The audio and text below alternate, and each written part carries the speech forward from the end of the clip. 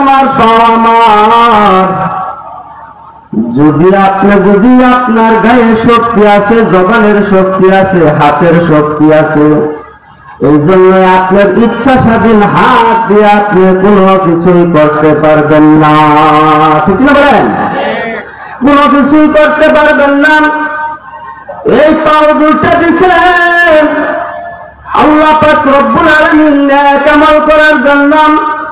চোখ দুটা দিছে ভালো ভালো কাজ দেখার জন্য। দুটা কান দিছে আপনাকে ভালো জিনিস শোনার জন্য। জবানটা দিছে হেফাজত রাখার জন্য। জবানের গায়ে আপনার শক্তি আছে বিদায় আপনি জবান দিয়ে আপনি ভাষা কথা বলতে পারবেন না, কাউকে গালি দিতে পারবেন না, হাত দিয়া কাউকে কষ্ট দিতে পারবেন না, এই পাও দিয়া কাউকে কষ্ট দিতে পারবেন না। যখন আপনি যদি এই কাজগুলা যদি হাত এবং মুখ, আপনার চক্ষু, আপনার কান এবং পাও সঠিক কাজে যদি আপনি যদি খাটান, কাল কিয়ামতের দিন এই অঙ্গ প্রত্যঙ্গ আপনার জন্য সুপারিশ করবে। কন্যা সুবহানাল্লাহ।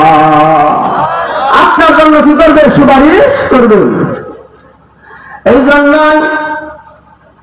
মানুষটা যখন জান্নাতে যাবেন, তার অঙ্গ প্রত্যঙ্গ যখন জান্নাতে যাবেন, নবীজি বলেন লোকটা পাহাড় পরিমাণ সব, তার পাহাড় পরিমাণ সব, পাহাড় পরিমাণ সব নিয়ে যখন জান্নাতে রওনা দিবে,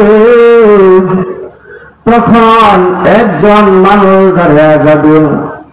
রব্বুল আলামিন আল্লাহ তুমি এই লোকটার তুমি জবান দিছিলা, হাত দিছিলা, সদায় সর্বদাই আমাকে কি করছে? আমার উপর জুলুম করেছে, আমাকে কষ্ট দিছেন।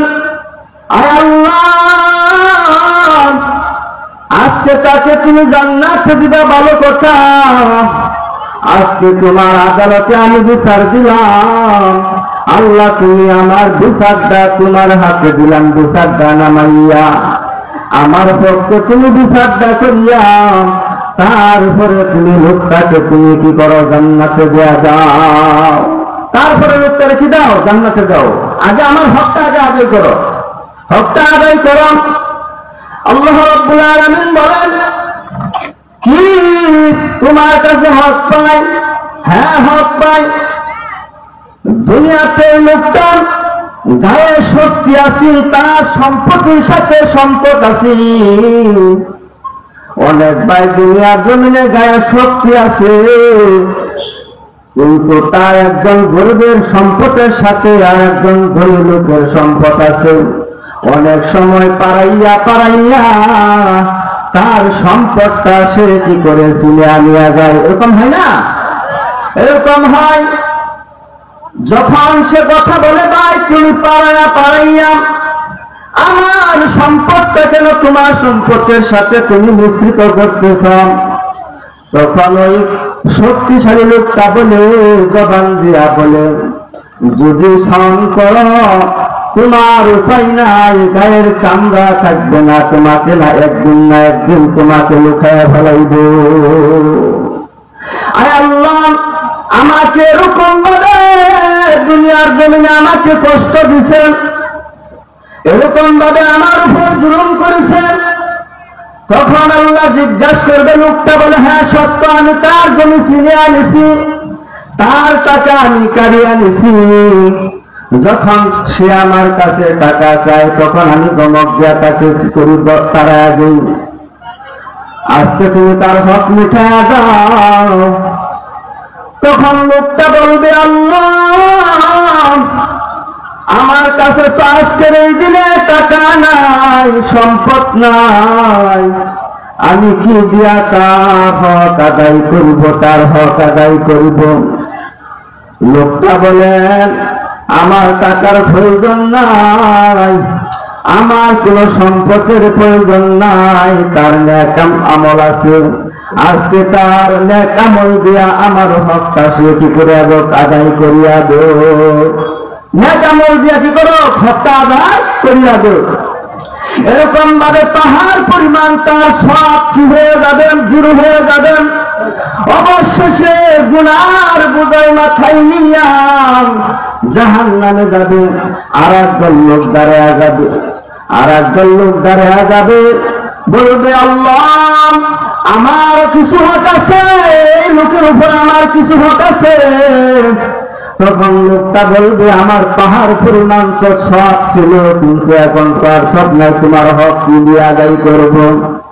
তখন বলবো আল্লাহ আমার কিছু গুনাহ আছে, এই লোকটা আমার গুনাহ নিয়ে যাক, তারপরে আমার হক আদায় হয়ে যাবে। অবশেষে সে ব্যক্তির ফেরত থেকে জিরো হয়ে যাবে, গুনার বোঝায় মাথায় নিয়ে অবশেষে জাহান্নামে চলে যাবেন। ও ভাই, দুনিয়াতে আপনার কেউ কেউ আপন না। আপনার বাবা আপন হবে না, আপনার মা আপন হবে না, আপনার অঙ্গ প্রত্যঙ্গ আপনার আপন হবে না। মেয়ে বলবে আমার মার কাছে আমি হক পাই, ছেলে বলবে আমার বাবার কাছে আমি হক পাই, বাবা বলবে আমার ছেলের কাছে হক পাই। হকটা আল্লাহ তুমি আদায় করিয়া দাও, হকটা আদায় করিয়া দাও। ছেলে বলবে আমার বাবার কাছে হক পাই, বাবাও বলবে আমার ছেলের কাছে হক পাই। কি হক পাই? যদি বাবা যদি ভালো হয় সন্তান ভালো হবে, বাবা যদি ভালো হয় সন্তান ভালো হবে, মা যদি ভালো হয় তার মেয়ে ভালো হবে, যদি গাই যদি ভালো হয় তার দুধ ভালো হবে। ওই ফলের দ্বারা পরিচয় হয়, গাছের দ্বারা ফলের দ্বারা পরিচয় হয়, গাছ ভালো না মন্দ ফলের দ্বারা পরিচয় হয়। ওই ফির ভালো না মন্দ মুরগির দ্বারা কি হয়, পরিচয় হয়। যদি মরিচ যদি দ্বারা প্রস্রাব করে আপনার বুঝতে হবে আপনার পীর এবং সে দ্বারা কি করে পায়খানা করে, ঠিক কিনা বলেন? অথচ বলেন আমরা পীর ভালো, আমাদের পীর ভালো, আমাদের পীর ভালো, আমাদের পীর ভালো। কেমন ভালো? আমাদের পীরের দরবারে এত এত গরু আসে, এত এত গরু আসে, কিন্তু টাকা দেখেন অন্য পীরের দরবারে এত গরু যায় না। অন্ধ বাবার দরবারে কত গরু যায়, ঠিক না বলেন? অন্ধ বাবার দরবারে কত গরু যায়, অন্য পীরের দরবারে এত গরু হয়। অন্ধ বাবার দরবারে কত গরু যায়।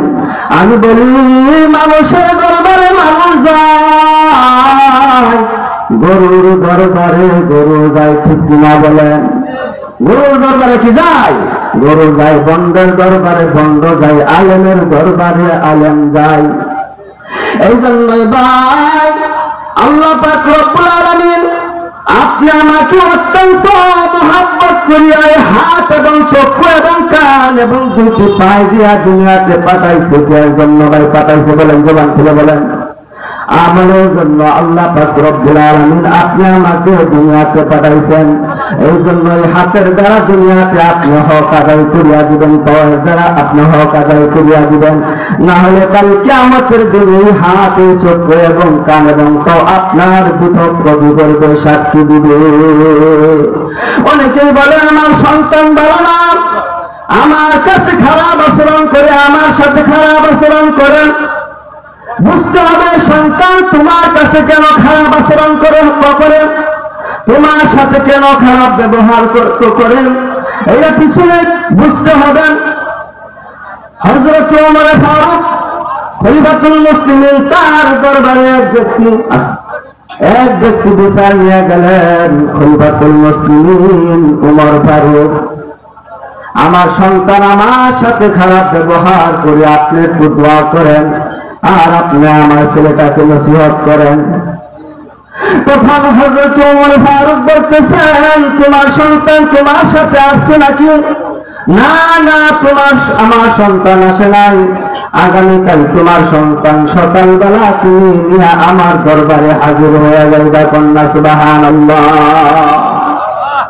তখন আগামীকাল সকালবেলা ওই সন্তানকে নিয়ে উমরের দরবারে হাজির হয়ে গেলেন। হাজির হওয়ার পর হযরত উমর ফারুক বলতেছেন, সন্তান, তুমি তোমার বাবার সাথে কেন খারাপ আচরণ করো? তোমার বাবার খেদমত কেন করো না? হক কেন আদায় করো না? সন্তান আবার বলতেছেন, উমর ফারুক, ছেলে তো বাবার উপর কি হক আছে? হযরত উমর ফারুক বলতেছেন, হ্যাঁ, তোমার উপর তার বাবার হক আছে। হযরত উমর ফারুক বলতেছেন, সন্তান যখন দুনিয়াতে আসেন, আজকে তোমার সাথে যে খারাপ আচরণ গুলা করতেছে, এর পিছনে অনেকগুলি কারণ আছে। আমি বলতেছি, ও ভাই মুরব্বী, তুমি দিলের কানে যারা শোনো, এই হকগুলা তোমার সন্তানের কি তুমি আদায় করছো কিনা? হকগুলা আদায় করছো কিনা? তখন মুরব্বী বলতেছেন, হুজুর আপনি বলেন, যদি করিয়া থাকি আলহামদুলিল্লাহ, না করিয়া থাকি তওবা করব, আর যেন বাকি জীবনে যেন এরকম ভুল না হয়। তোমার সন্তান যখন দুনিয়ার জমিনে আসছে, যখন তোমার স্ত্রী প্রেগনেন্ট, গর্ভবতী, তুমি তোমার স্ত্রী জিজ্ঞাসা করিয়া দেখো, তোমার স্ত্রী তোমার বাচ্চা গর্ভে রাখিয়া নামাজ আদায় করেছে নাকি? জিকির করছে নাকি?